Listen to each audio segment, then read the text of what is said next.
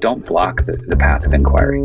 Don't lay down rules that make it impossible for people to ask important questions.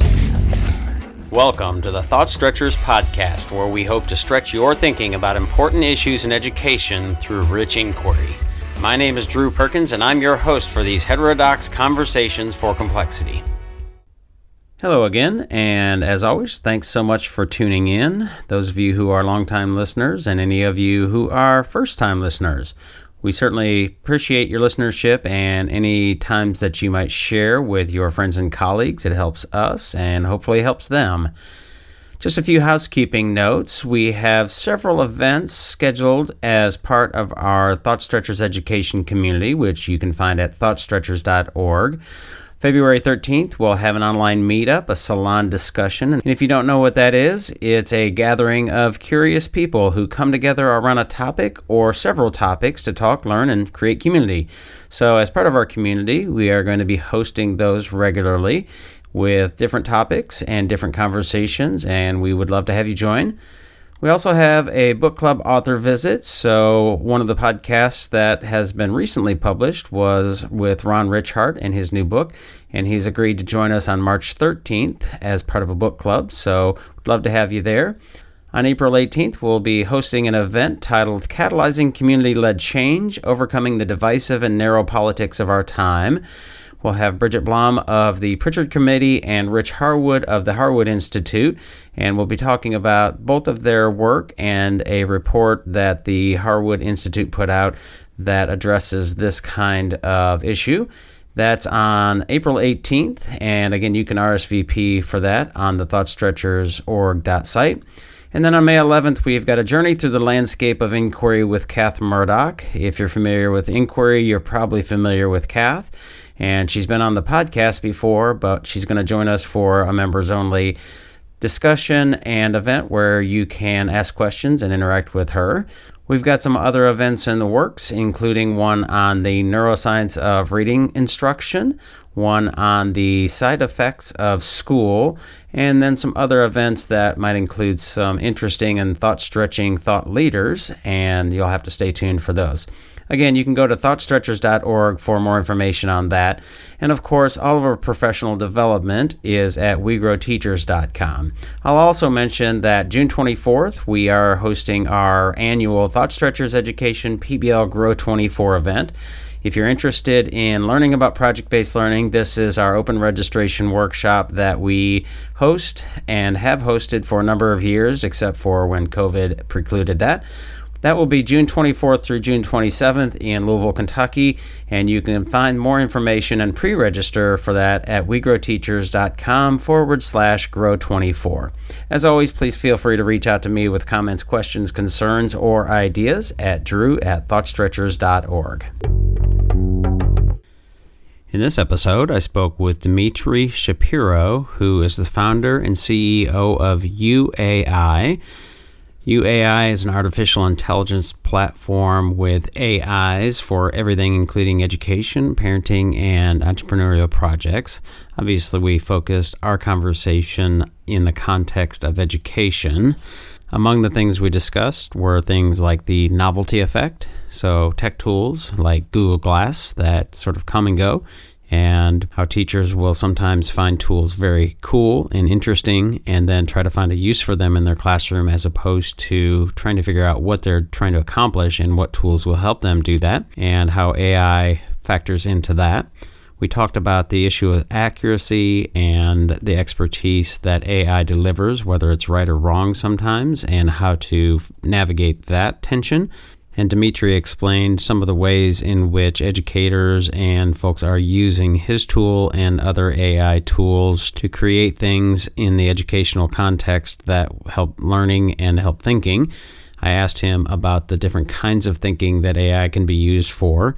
I also asked him about the structural pieces that schools might put in place to get the most out of artificial intelligence. And then later in the podcast, he mentioned his kids, so that brought up a few kinds of questions about the relationship between humanity and technology and how he thinks about his kids interacting with technology.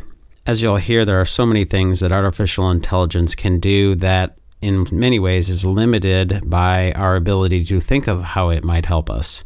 As always, I hope this is helpful, and here's my conversation with Dmitry. I am here with Dmitry Shapiro, and he is the founder and CEO of YouAi and has been involved in lots of other things. And rather than try to butcher that bio and description of his work as he is walking on a treadmill and talking with us, I want to give him an opportunity to say hello and introduce himself and give a little background, Dmitry, on who you are and what you do and how you got there. Awesome. Yeah, thanks so much for having me. Excited to chat with you. These days, I describe myself as an old nerd. I got into computers in 1983, late 1983, after watching the movie War Games in the theater, and started hacking around in high school. Got a degree in electrical engineering, but I've never done a day of it. I've always done software. Prior to UAI, I was at Google for 4 years on the main campus, working with 3 machine learning teams that were processing all of this data that Google has about the world and people and trying to make sense of it. Prior to that, I was the chief technology officer of MySpace Music, for those that remember MySpace. Prior to that, I built 2 other venture-backed companies. One was a major competitor to YouTube called VEO, VEOH Networks, raised $70 million for that. Prior to that, I built a cybersecurity company called Iconics Systems, raised $34 million for that. And from 95 to 99, I built the web team at a large Japanese company called Fujitsu. And so I'm a software nerd. All right. And did you grow up at, I know we were talking before we started recording, you're in San Diego. Did you grow up in that area or just migrate there? Yeah, I was born actually in Russia. I was born in St. Petersburg, Russia, and moved to Atlanta, Georgia when I was 9 years old in 1979. So I grew up in Atlanta and went to Georgia Tech. That's where I got my degree. And then in the mid-90s, moved to California and have been sort of all over California since 1995 and currently in San Diego. Gotcha. Well, San Diego, obviously a beautiful place, and many places in California. Having been a resident in Napa myself for several years, I certainly miss some of the things. Certainly not the cost of living, but there's that. Yeah, I used to. Go ahead. I'm sorry to interrupt. As an anecdote, when I lived in Atlanta, Georgia, I worked for a company that had me traveling all around the South, and so I've had a chance to travel all through Kentucky and once got stuck in Paducah during the quilting festival that they have every year. Right. And couldn't get a motel room within I think 34 miles away. I had to find the last motel room that was available because Paducah gets overwhelmed with everybody showing up. Yeah, that is a big deal there. There's not a whole lot that's a big deal in Paducah, Kentucky, but quilting is certainly one of them for sure. I hadn't heard anybody talk about MySpace Music for quite some time, and some people may be aware that I guess I am or was a musician, and I remember being on MySpace Music, and the trick was, or at least we thought, and probably wasn't as big a trick as we had hoped, is to get as many listens as possible. So sometimes we'd be like streaming ourselves, as much as possible. But yeah, MySpace obviously has gone the way of lots of other technology that people might be familiar with. War Games being sort of nostalgic as well for those folks. Would you?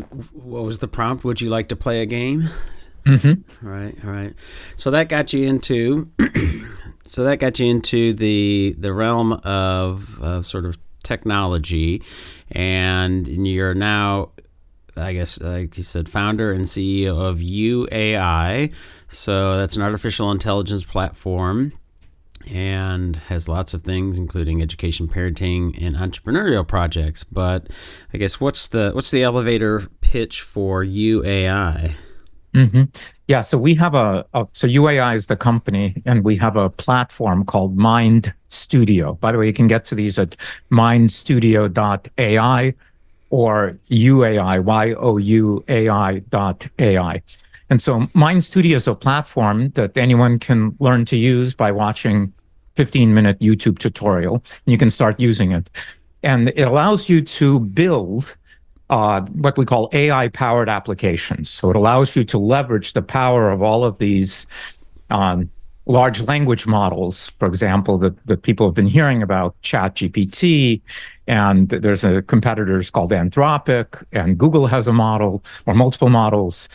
Meta has models. So we allow you to use any and all of those models and sort of package their intelligence into things that people can engage with and use. And so we now have over 25,000, again, just regular people that have shown up and learned to use this platform and have launched over 10,000 AI-powered applications for all kinds of use cases. There are things being done inside of enterprises and small businesses and education and higher education. Many use cases already. Yeah, maybe for the layperson, and my guess is there's lots in the education field who are certainly familiar with, like ChatGPT and some of these large language models, but there's obviously been some hype, some positives, some negatives, some hysteria, and hand-wringing about the ways in which AI is affecting education. But can you explain, artificial intelligence, if I'm correct, is a broader term than the large language models. And so how do you explain both of those things, especially, maybe in the context of education? Yeah, so I think that's a great question. I think this term artificial intelligence is too broad and really confuses people, and it's been sort of hyped up to be all of these sort of grand apocalyptic things. So I generally think people should stay away from spending too much time thinking about it in that way. Let's take a look at again, ChatGPT, which I think most people have heard of and maybe have played with. So and again, there's many competitors to that now as well, but let's stick to ChatGPT. They all pretty much work the same. ChatGPT is something known as a large language model. It's just a type of software. Think of it as a type of software that you're able to engage with as a human, and it can do all kinds of things. Its interface is a chatbot, so you have to type things to it. And for example, you could type something like this. You could type, "You are a literature tutor for seventh grade literature class, and I'm a student. Please help me better understand this book." And because ChatGPT has been trained on practically all of the information that exists in the world, at least that's been digitized and published to the internet, chances are it knows about the book that you're studying in class, and then is able to be your tutor and help you sort of understand the book better. You can engage with it in a conversation and ask it questions, and it can ask you questions if you ask it to do so. And it can test your understanding, your knowledge. It can paraphrase the book or subjects in the book. It can help you get sort of things that are related. Imagine it's almost like a human tutor that you can sort of just instantiate, and it will engage with you 24/7. And that's sort of one of countless use cases for which you could sort of use something like ChatGPT. How do you tend to use, these large language models, whether it's ChatGPT or others, and in your sort of daily life? I'm curious about that. Well, so Mind Studio, again, this platform that we build, leverages ChatGPT and all the other major models, and again, allows people we call AI developers or prompt engineers, but this can be, again, any person. You don't need any technical skills. You just need to show up and watch a YouTube tutorial to basically understand where all the things are and how they fit together. And so we allow these people to show up and say, you know what? I want to build an AI-powered application specifically for this purpose that I was just telling you about, to be a tutor to seventh grade literature students. And I, as this AI developer, quote unquote, can do all of the typing in a sense that's required to put the large language model into the right context. So the user doesn't have to type that thing that I was telling you about. The user doesn't have to go to ChatGPT and say, you are, this tutor and yada, yada. And so the AI developer can do that work and then just package that up as a link. And so now any, seventh grade student can follow that link and engage with that AI powered application and simply get their, get the help that they need, right? And so they don't have to be sort of experts in how do you talk to a large language model and create a ChatGPT account and start typing things to it. And so we allow people to package these kinds of applications and launch them either externally so that anybody can use them. And by the way, even charge for them if you want. So we allow you to say, hey, this application that I've built, this tutor is free to try. But then if you want to keep using it, it's $10 a month. So we make that super easy for people to show up and do that. Or again, it's not just that. There are two people, Kimberly and Jessica, who are higher ed consultants that recently I got a chance to talk to. They discovered Mind Studio a couple of months ago and now have built over 80 AI-powered applications that they offer to higher education, to faculty, staff, supervisors, PhD students inside of universities that do all kinds of things, 80 different types of things. And you can find it on their website, academicinsightslab.org.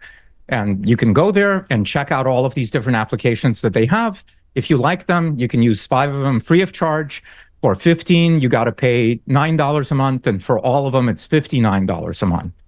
And so they've built a business now by taking their knowledge and packaging it up as AIs to be able to scale it, and then offering that to, in this case, their customers, who are these faculty, staff, supervisors, PhD students. So they've taken many things you can do. Yeah. So you mentioned they've taken their knowledge, which gets at one of the questions that I have and concerns that I have, and folks have certainly experienced this. But before I ask that question, can you give maybe a few of the examples of how what their apps are designed to do in this specific example? Yeah, I'm going to quickly read off some of these. Again, I'm not in higher education, so I don't know, but academic writing diagnostics tool, literature search guide, literature synthesis mentor, research problem statement reviewer, research question refiner, research idea generator, hypothesis reviewer, meal, I'm sure it's not about eating, plan paragraph reviewer, abstract optimizer, methods chapter reviewer. So again, a lot of these things I have no idea what they really do, right, but academics love it. Okay. And again, academicinsightslab.org, you guys can check it out yourselves. Yeah. So one of the questions and concerns that I have, and I've experienced this and people have talked about it, is that these large language models are not infallible, right? They do sometimes provide results that are erroneous, and I think some of the examples, like there are quotes that they will generate from people that don't actually exist, and if you ask them, is that a real quote? They'll say the GPT or whatever it is will say, no, actually it's not. You're like, wait a minute here, right? So, how we want to think about that and the dangers of just using these without checking, which I think is really important. But as you mentioned, these professors or whatever their titles are at these universities creating these apps, you mentioned using their expertise and their knowledge. So how did it scan their writing, their books, how did it get that knowledge in? Great question. Yeah, so we allow, again, in Mind Studio, we allow you to take your knowledge in any kind of written form, text, PDF, Excel, whatever, and upload it to the platform and say to the large language model, don't just use your own knowledge, like use your own intelligence, quote unquote, against my content here, and only reply based upon things that are inside of my knowledge base here. And there are other things you can do, which are these various parameters that you can tune inside of Mind Studio that are parameters of these large language models. And so you can sort of deal with these things that are called hallucinations, what you're referring to, this thing when they're making it up. So you can dramatically reduce hallucinations by doing, by uploading your own content and by telling the model that you wanted to use this content as sort of the source of truth. So I could have, because as I mentioned, we do professional development, I could have it scan or whatever that verb is, all of our sort of blog content and our offerings, and ask it to create this app that folks might, I guess, interface with in a way that reflected, I guess, the ethos of our work. Exactly. Well, you've got my attention now. You can take any written material, again, articles, books, entire books, authors are taking entire books and creating AIs out of the book, creating an AI companion to the book. And so not only could you, buy and read the book, but now you also have this AI companion. By the way, it's just a link. So you can put as a QR code on the book. People can scan it, and instantly there's this thing that understands everything in the book. And again, can help you interactively like a human would, like an expert on the book, understand the book better, because things need disambiguation, things need paraphrasing, people miss things, and this thing can help in great ways of doing that. Yeah. Well, that is really fascinating. I hadn't seen, and I've been diving into it a little bit. And I've been using some of these GPTs, I guess if that's the right term, to do some of the things that maybe help with some efficiency. I wonder, I'm not even sure how to phrase this question, but it reminds me, you talk about MySpace, and certainly the technology evolves and things change and people grab on things and then they drop them and all that kind of thing. I'm reminded of when Google Glasses came out, right? They were a thing that some educators just jumped on, and there was sort of this novelty of like, wow, this is so cool, and there's so many things you can do with it. Some of the things that you could use for education and so on and so forth, and of course nobody's wearing Google Glasses now, right? So at least not that I know of, and if how do we? Again, I don't even know how to frame the right question here. Is how do we guard against that novelty, and maybe where do you see this going? And I don't think that AI is a novelty. Clearly it doesn't. It has much value to many people, but how do we guard against that sense of novelty that education is very ripe for? Educators tend to sometimes grab that shiny thing and like, okay, let's go, right? And then it just sort of, they're using the tool. They're trying to figure out a way to use the tool instead of saying, all right, here's what I'm trying to do with my students, and then what's the right tool to help me do that. For sure. So I, for 3 months when I was at Google from 2012 to 2016, was actually the product manager on Google Glass. Okay. So I know it intimately well. Right. And it was a novelty, and nobody uses it. Right. To your point, AI is not that. So the specific, by the way, this again, term AI is too broad. Right. AI, we've been using AI behind the scenes as technologists for decades now. Whenever you do a Google search, that's AI. Whenever YouTube recommends videos to you, that's AI. Whenever, you get self-driving cars, that's AI. All of that is AI. Machine learning, basically. This new type of AI, which is known as generative AI, and so these are these large language models. There's also something called image diffusion models. There's something called stable diffusion or Mid-Journey. Some people may have used. They're popular now, where you can type in prompts and they return back incredible images, that have been created on the fly for you. There's now video models that are coming out, so you can give them prompts and they'll make video segments for you. There's coding models. There's many different types of models. So this is not novelty at all. This is a new phase of computing. We, for decades now have been going through this, digital transformation process, where we went from, we had paper, and businesses ran on paper, and then we had secretarial pools where people took handwritten papers and they started typing. And in fact, for at least twice that I recall during my high school years, my guidance counselor suggested that I should be a typist because this was a profession back then, and he thought this was always going to be the case. Now all of us are typists.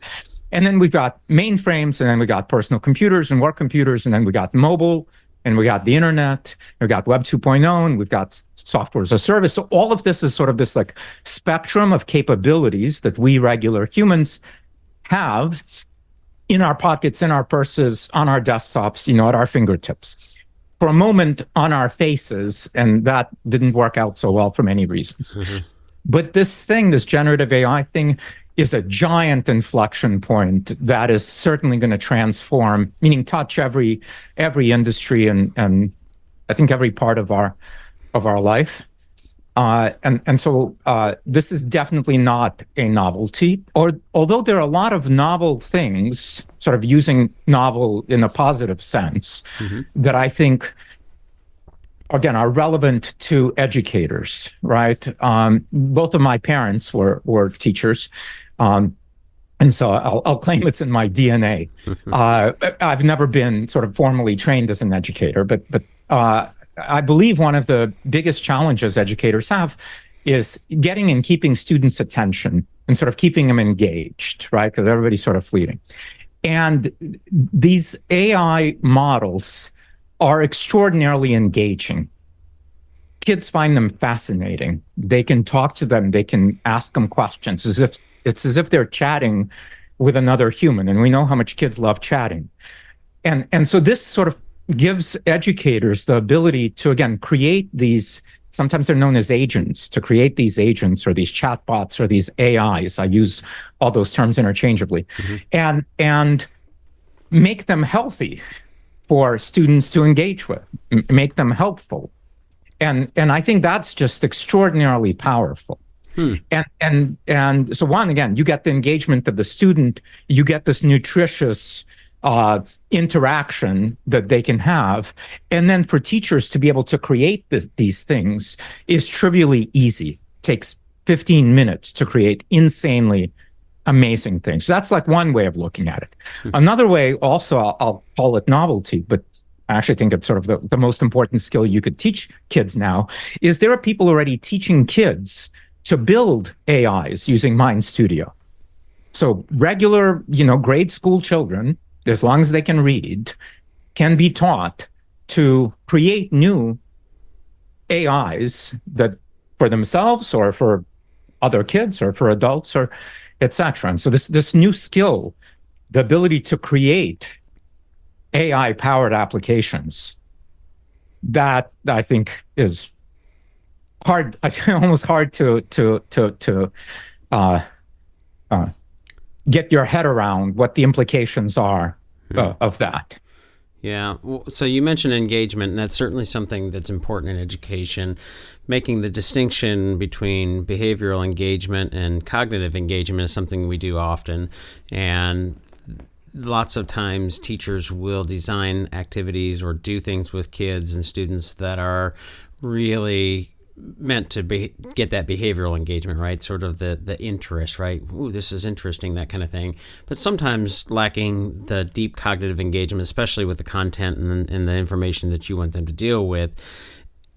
And I think when I think about technology's effects on kids, I have two daughters, 14, 16. I see them on whatever apps they might be on. I don't allow them on TikTok anymore for a couple of reasons, but there are other ones that I think certainly have this, these algorithms of engagement. They don't use the word engagement; it's attention, right? It's that kind of thing. And one of the problems I have with TikTok is, and it's not only TikTok, is that short snippets and boom, boom, boom, that fragmentation that to me is. It intuitively seems like a bad thing for our sort of stamina of thinking about sitting and reading and maybe thinking slowly, thinking deeply about things.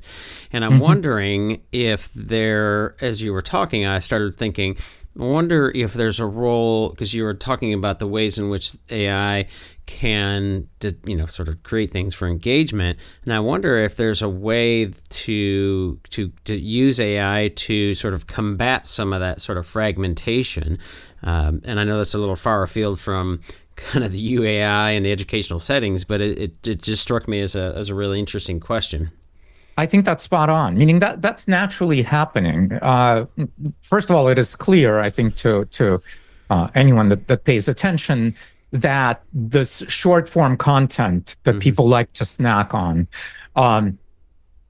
does sort of at least exacerbate sort of ADD-ish type things that like fragment our minds and shorten our attention spans, and that there's potentially like meaningful long-term impact, societal impact to that. So check.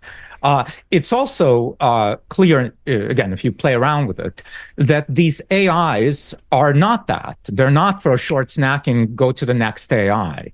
They are things that you engage with for extended periods of time, mostly for over days and days and days, and in a sense, like build a relationship with. Because as you're engaging with them, they're able to better understand your strengths and your weaknesses and fill in your weaknesses. I think one of the biggest problems humans have is we don't know what we don't know. Right? So like I like to sort of point out to the scenario, like if you meet a genie and the genie says, you can ask me one question, what would that question be? I believe the right question to ask the genie is, what don't I know that I should know? Because any question I would ask it about things I already know and I just sort of want clarification might be missing the point. And so this is, I think, one of the amazing opportunities for our future partnered with AI is to create a relationship where the AI can assess our strengths and weaknesses and discover our gaps of knowledge, and then instantly on the fly create learning materials that help us, made specifically for us, for each one of us. Like if we think of our sort of knowledge as a giant jigsaw puzzle with certain pieces missing, sort of multidimensional. Well, these AIs can detect those things and create those multidimensional jigsaw pieces that are missing to help us finally understand calculus or whatever it is that troubles us. Yeah, so I like the sort of line of thinking about questions, and certainly one of the things that is relevant in our line of work is we advocate for inquiry skills and thinking about how do we ask the prompts and ask the AI to do things, and part of that is limited by what we don't know. And in this case, like I don't know fully what AI is what these GPTs and such are actually capable of. So I don't even think about asking it to do things that it actually could do. And I'm wondering, when you think about this, especially in an education space, and UAI is meant for at least that, if not mainly for that, what kinds of, and this may be a little bit of an unfair question, maybe it'd be better to ask your parents because they are official educators, it's just in your DNA, but what kinds of thinking do you think AI and these tools like your UAI and other things like that what are they designed for? What are they best at delivering or getting kids or people to do, if that makes sense? That sort of ways of thinking and the lines of thinking, whether it's using Bloom's taxonomy of analyzing and evaluating and creating, or other frameworks and language that you would use. So these large language models have been trained, that's the term that's used, have been trained on all of the content that the companies that build them were able to get access to. And so that is all the content. Basically, it's been available on the internet primarily, or in books or other things. So imagine if somehow you were some superhuman and was able to digest all of that content. So every educational framework that has ever been written about, these large language models know about that. Every type of methodology, every type of, whatever it is that you could have taught any educator in some classroom at a university, all of that, these models know. And again, you can ask them to either teach you those things or to help you do those things, to help you execute those frameworks. And so they can be put into this, again, into this context where they are an assistant, a virtual assistant that helps the educator follow this specific framework, whatever the framework is called. And it becomes instantly the master practitioner of that, able to guide the assistant, the educator, in doing their job better, or by itself sort of being the interface that students can engage with directly. And then the AI works with the student to help them within that framework. So how do we, when you have it do things like that, how do you ensure accuracy? And I asked about that earlier, but one of the things I've played around with is say, write a blog about this or write a blog about that.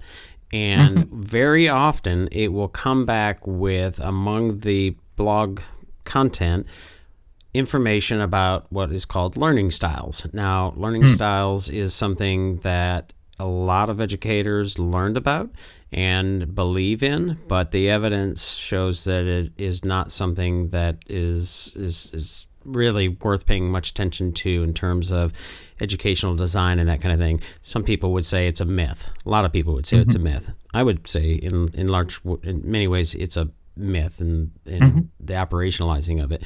So is the sort of final arbiter, or maybe best arbiter, of those kinds of errors or issues the actual person looking at the content and material? Like, I look at that, what it creates, and says, well, learning styles is a myth. I would have to omit that.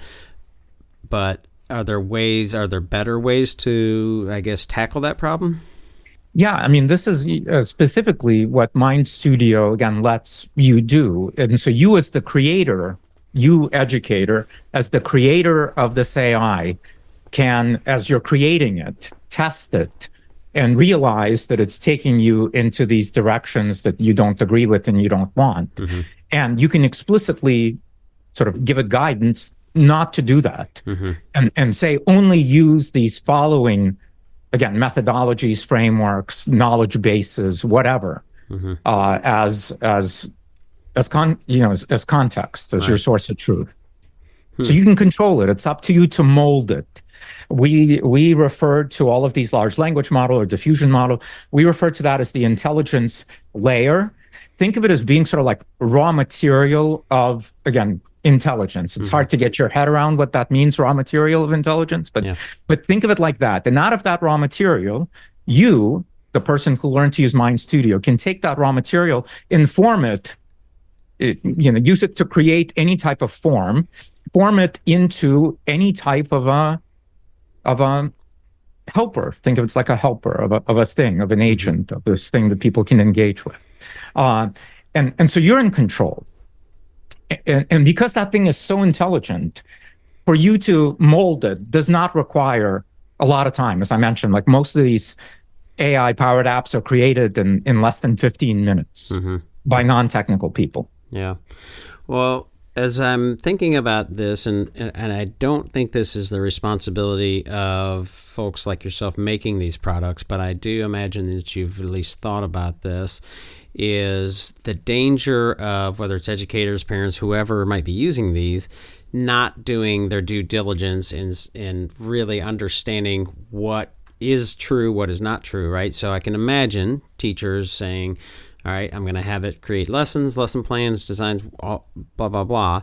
And, it's including things like learning styles or something like that is not scientifically supported by evidence, and they don't do the due diligence. They trust the AI, and away we go. And now we've got issues, or it could be factual, the wrong quotes, the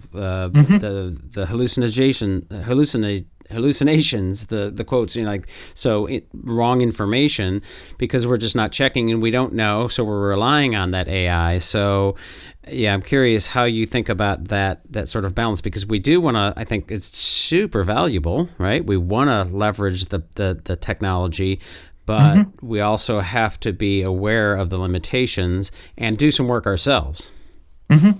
Yeah, so just like in any kind of media, whether it's print or audio or video, the people that are creating the media are responsible for creating media that is valuable and engaging and accurate. In this case, becomes very important. We're not doing fiction here; we're doing learning, and so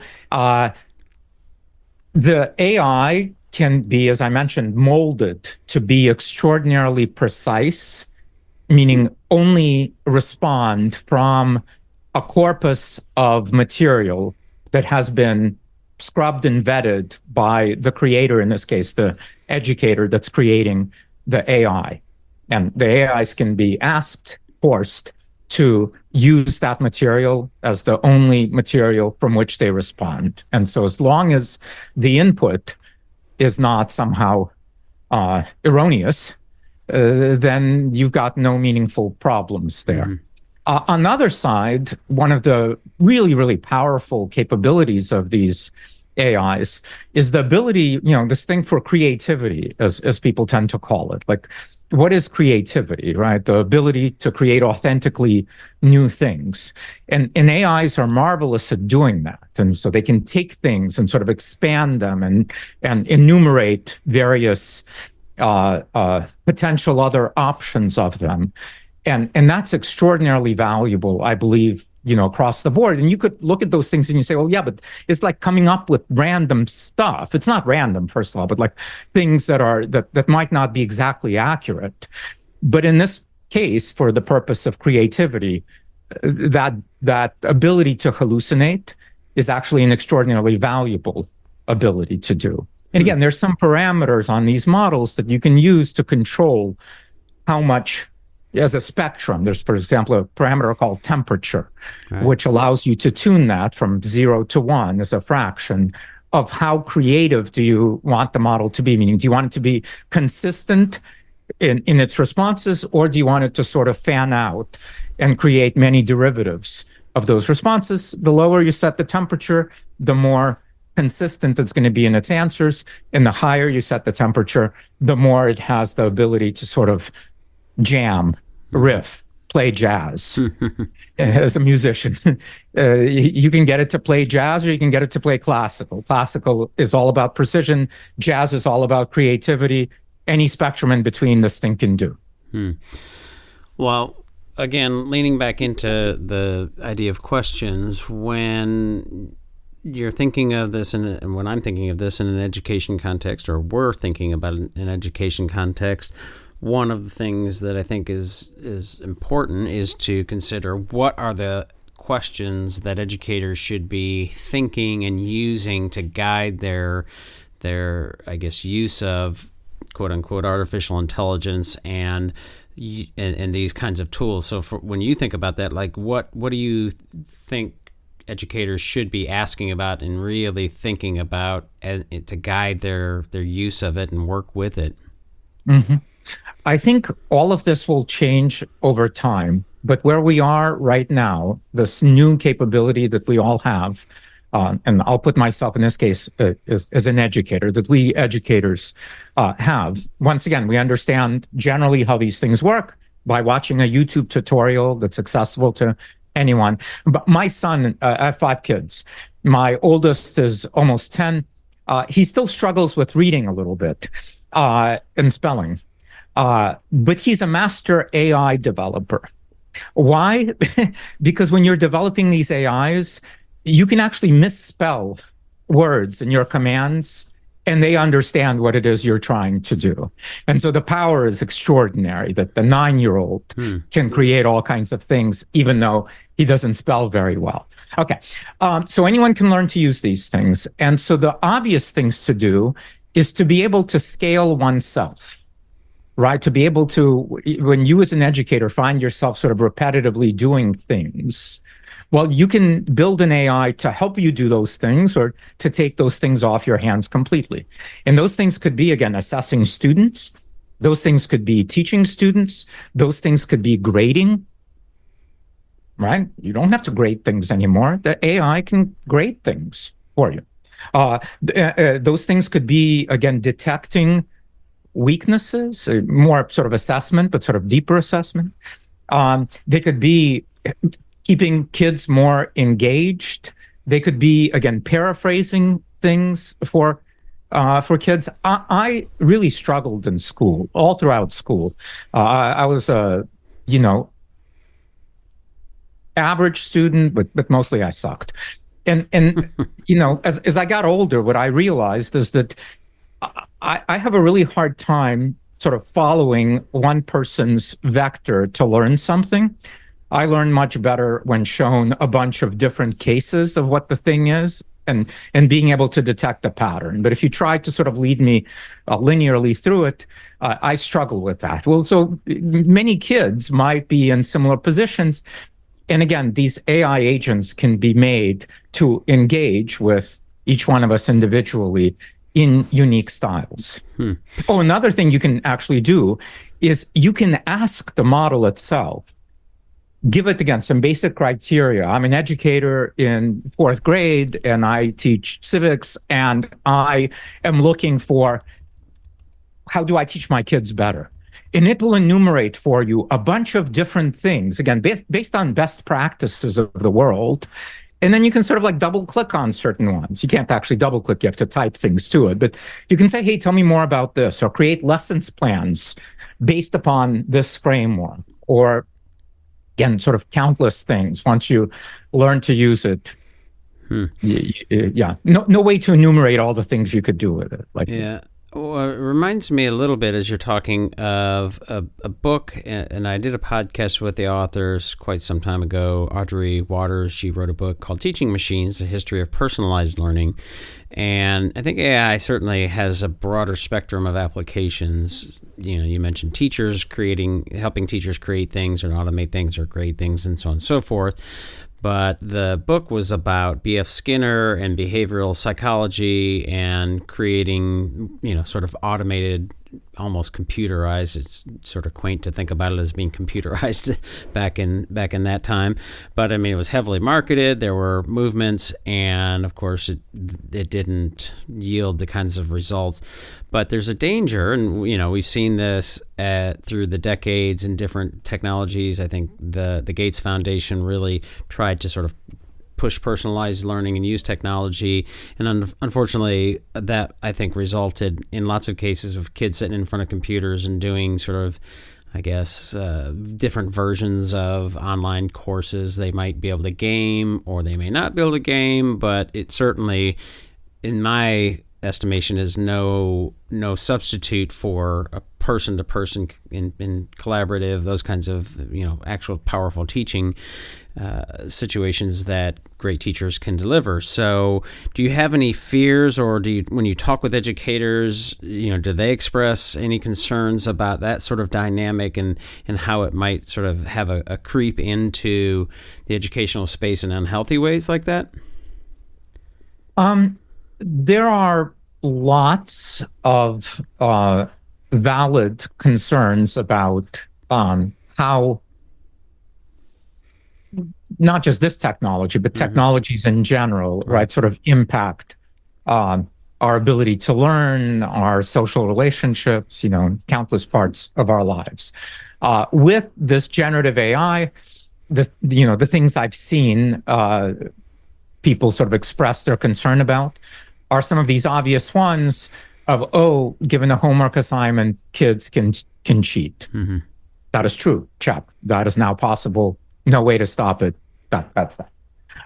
Or these inaccuracies that you were talking about, these hallucinations. Mm-hmm. Or leaking of personal information, sort of privacy, things like that. And whatever, sort of many other concerns are that like AI is going to become what's known as AGI, general intelligence, artificial general intelligence, and will be smarter than all humans and will sort of rule us as this digital overlord and enslave us. So there's like plenty of spectrum of things. Sure. And again, I think all of those are you could go deep into them and argue that there's validity to like all of those, including this AGI idea. But when you get, I think, past that and say, okay, what am I going to do about that? And look at the opportunities of what you can do with AI today, not some futuristic thing, but these new capabilities today. Those seem to outweigh these like sort of amorphous fears of like, what is this thing sort of doing? Yeah. Well, I would agree wholeheartedly with the caveat that teachers, just like with anything, whether it's an approach, whether it's a tech tool, whatever it might be, that they are judicious in their thought process of how they use it, right? And that to me is paramount here. So let's talk about some of those opportunities and ways to, I guess, get the most out of it. It strikes me that there are certainly some teachers who would jump and are jumping on these kinds of technologies. And, I'm looking at your site here. You have all kinds of examples that folks have created, these, I guess, AI tools, science lab activity template, flashcard generator, learning machine, GED Slayer with, I'm guessing, AI created illustration or artwork or something like that.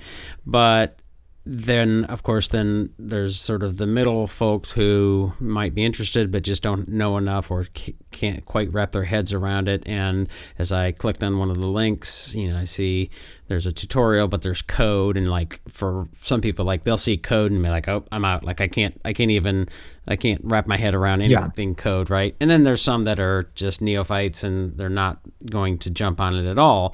So I'm wondering if there are examples that you've seen. I can imagine having, it used to be that we'd have somebody who was a technology integration specialist at a school. Sometimes they were the computer lab person or whatever, varying degrees of understanding and ability to apply these things other than, sort of troubleshooting and things like that. Do you have examples or sort of ideas of best case of how schools might, I guess, structurally engage with these kinds of tools? Mm-hmm. Yeah. So my, now it's going to sound biased because I'm running this company that's offering this product, sure. Discount Pad. I believe that, as we talked about earlier, that these technologies are not some fleeting novelty. Mm-hmm. This is the new era of computing. And anyone who wants to participate in the world of the future, now and future, is going to need to learn to leverage these new technologies, just like teachers needed to learn how to use computers and then needed to learn how to teach kids to use computers or use different types of software. These were all new skills that seemed daunting for people to learn, but we all leveled up and we learned them, and now we do them effortlessly. I'm not sure everyone is leveled up.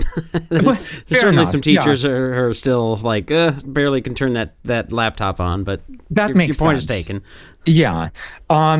But everyone has an opportunity to do it. I can tell you there is no code, zero code that is required. While it looks like code, when you actually, again, learn to see it, you realize it's not code. It's just human language. And so to build a tutor, you don't need to type, you don't need to learn any new syntax of some computer language. What the skill you need to be a master AI developer is the ability to use human language, English, or whatever other language you want to use. These models understand hundreds of languages, over 100, and be able to explain in just basic terms, clear terms, disambiguated terms, what you want the thing to do. Almost like as if you hired a new employee who's just brilliant, that could do anything you wanted them to do. And you wanted to say, hold on, don't be just so brilliant. What I want you to do, brilliant employee, is to help me tutor this, whatever, civics class.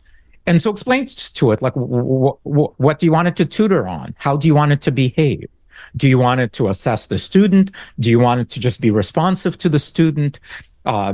Upload some content and say, this is the only content that's in our curriculum.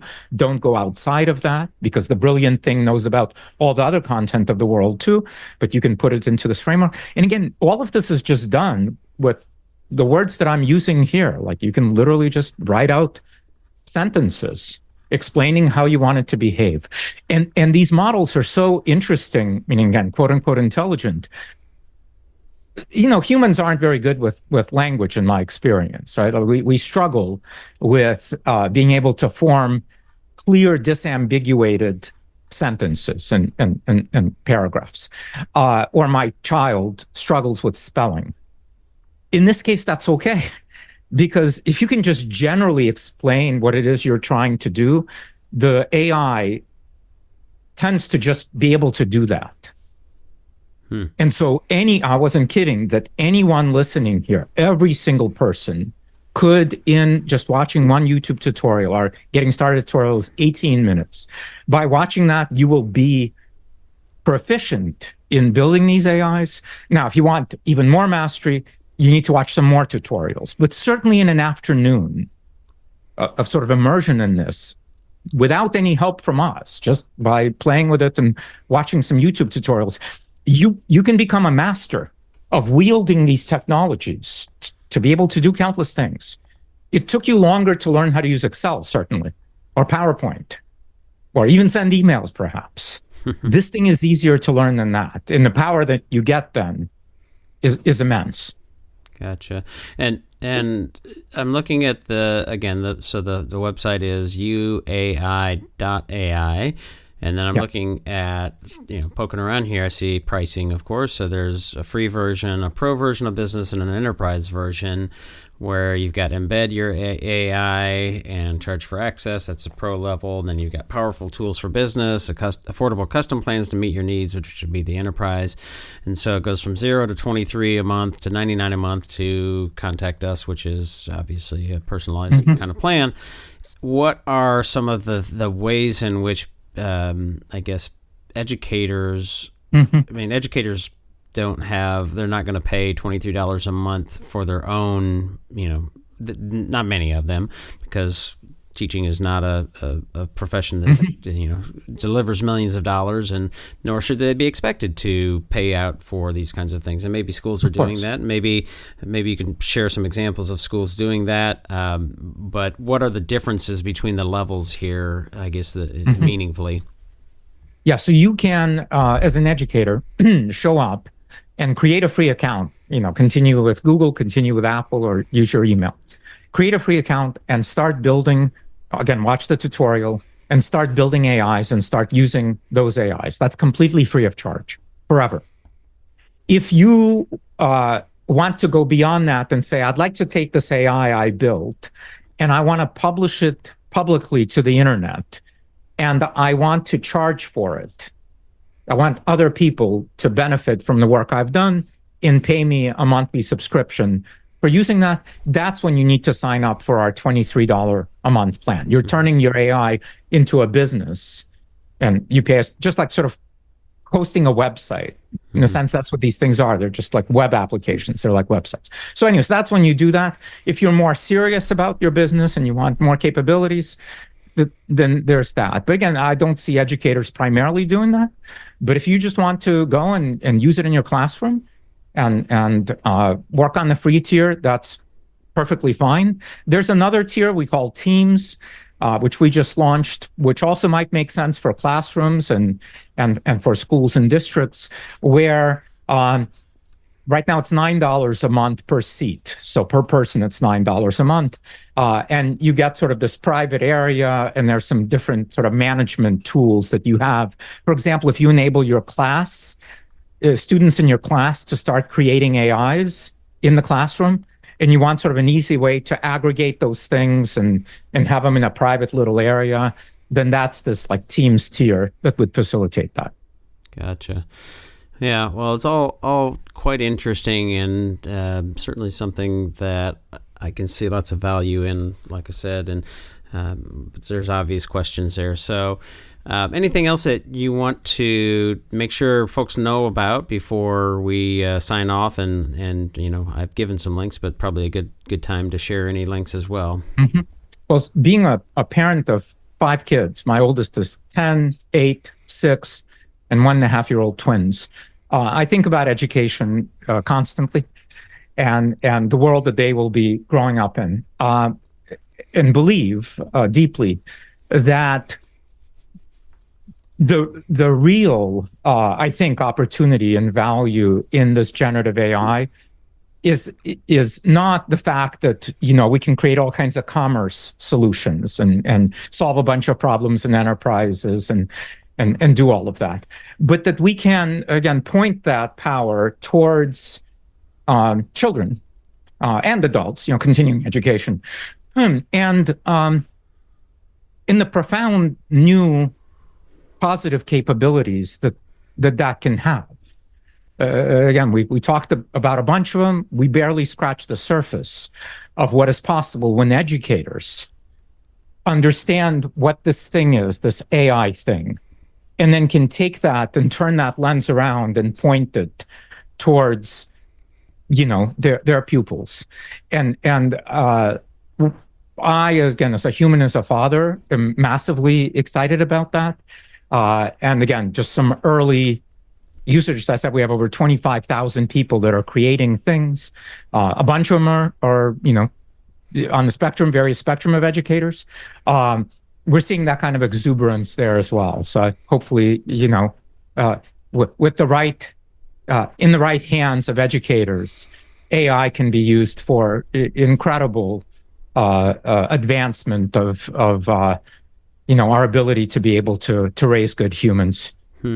Well, one question that spurred that might be, I think, interesting in your response, because it maybe frames some things that I think are useful. So when you think, because you said 5 kids, and really thinking about the role of education, and certainly AI is part of that, but not the only part of that, what are the things that you really want them to, like, traits and characteristic attributes, things that you want them to leave, I guess, K-12 education with? Like, what are the things that you prioritize and want from the education system just in general?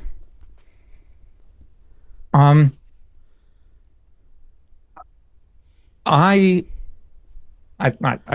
suspect all parents, want things like this. I want my fields to my kids to be taught, the basics that they're going to need to be able to live in the world, and those are language and math and science and civics and all of those important things. Check. Now that content is already available to them whenever they want it, because we have the internet. And so whenever they want to learn it, if they missed it, they could learn it later. But obviously in these formative years, that's extremely important. They need a curriculum, and they need humans supervising their learning, potentially assisted with AI. That's great. I think beyond that, what I want them to be able to do is to, for the education system to foster sort of an independence and a creativity, and get them to understand that not only the things that you learn in school are important, but these are simply fundamentals to then be able to better understand the world, and sort of continuous learning, right? Which, by the way, I do with pretty much all my spare time. I'm always trying to learn something new. Hopefully my kids get that as well. And, in a sense of confidence and in a sense of belonging and social, the ability to engage with other people as humans inside a school. So I think there's like great value of being in the same physical place. We just experienced a bunch of this weirdness with COVID, that our kids couldn't be in school.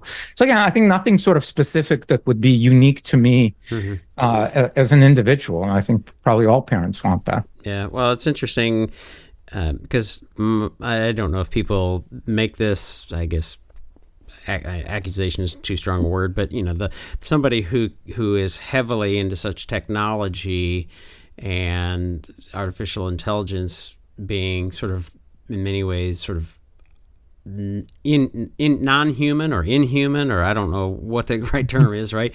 That people might say, well, he's imagining a world where the robots are running everything, and to have you sort of note the importance of that human connection, humanity, I think is maybe an important framing point. And I do think that it's really worth noting that, again, just like a teacher wants to use a tool, parents want to use a tool. How do we develop human beings? And technology and AI and these tools are only one of the tools, one of the things that we want to consider in that spectrum of tools and that kind of thing. So feel free to say anything more about that you'd like, but I also want to get you to share any links and places that you want folks to find you. So I'm certain that for a healthy human society, that AI by itself does not replace human educators. Human educators are more important now than ever to be able to, again, guide other humans that they're teaching about how to be human and how to engage with technology. That's one. The other thing is, even though, again, this term artificial intelligence sounds like some weird robotic ambiguous thing, I encourage people not to think of it in that way. Artificial intelligence is extraordinarily human. Why? Because it too is taught. And what is it taught by? It's taught by the output of humans, the things that we humans have written and published. Those have been the teachings of AI. And all AI is doing is taking that learning and synthesizing it, and then is able to engage with us and repeat it and paraphrase it and expand on it and remix it and do all of that. But its input is just things that have been created by humans. And so it's not some weird thing that like shows up and we need to feel threatened by. It's just a reflection of us as humanity.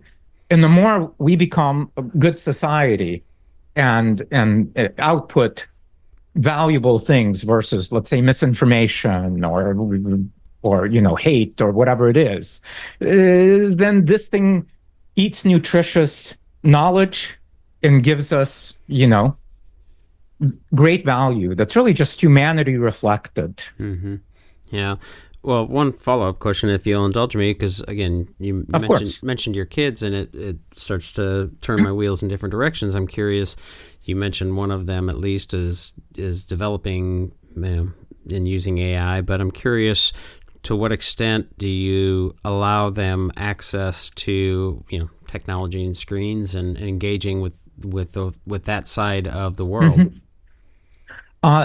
When I was at Google, as I said, from 2012 to 2016, when my son was born, a number of fellow Googlers that I worked with sent their kids to a Waldorf school. I don't know if you're familiar with this, which, whose philosophy is very much of like keep kids away from media and keep kids away from screens. Sure. And again, it's ironic that people that were working at Google on technology would send their kids to the school. And that's actually what we did. That's where we started. And so my son went to Waldorf through kindergarten and first grade. One of my daughters went through kindergarten and first grade, and one of my daughters went through just kindergarten there. Now they're at another school, which is a charter school called Albert Einstein Academy, which is much more technology forward school. So my wife and I believe that technology in moderation with supervision, it can be of great value. But if you sort of just put kids in front of a tablet for, their whole life, they will sit there. They love it. It's extremely addicting because it's so compelling. You get these moving pictures. It's amazing and it's personalized, and all the recommendations get better and better. And so the longer you spend, the more interesting things you find. And so we're very sensitive to that. But by the way, just like all parents struggle to then engage kids because they require then our attention. By the way, that's really hard to do, running a company and having 5 kids to be able to give them the individual attention they need. And so sometimes you need to say, hey, here's here's a tablet or a TV for half an hour and go watch this show. Hopefully, I like to point them to Mr. Rogers. Once in a while, they watch Mr. Rogers. They do love Daniel Tiger, though, so that's a good substitute. Yeah. Well, as I've said before, and we've talked a bit about it on other podcasts, is there's an opportunity cost, and as kids get older, they're able to do much more and be more independent in wider spectrum of ways, and there's an opportunity cost to all of that screen time and what they're not doing and the ways in which they're not engaging with the world and with other kids and unstructured play and all of that. But that's a whole different podcast, and I've actually done a few of them on that topic, so I won't bemoan that anymore. Again, what are the links? I know it's youai.ai. What other places do you want to share? That's perfect. No, that's great. Yeah, and again, U is not the letter U. It's youai.ai, or maybe even simpler, mindstudio.ai. Both of those go to the same place. You show up and hopefully everything makes sense. We have awesome support, and so you can ask us questions. We now have a community of people that's super friendly in our Discord server. You can join and you can ask them questions. I've seen educators there, so I know there are educators there already. Excited to see if anybody plays with it, what they're building, and please let us know, because we'd like to sort of bubble that up and tell other people about that as well. Okay. Well, Dmitry, I certainly think it's an important topic, and appreciate the conversation. And as always, I hope folks find it helpful. Thanks so much. Had a great time. What we need to do is spend enough time together that we can start to translate our ideas into each other's language and include one another in this community of inquiry. And that is the work of love.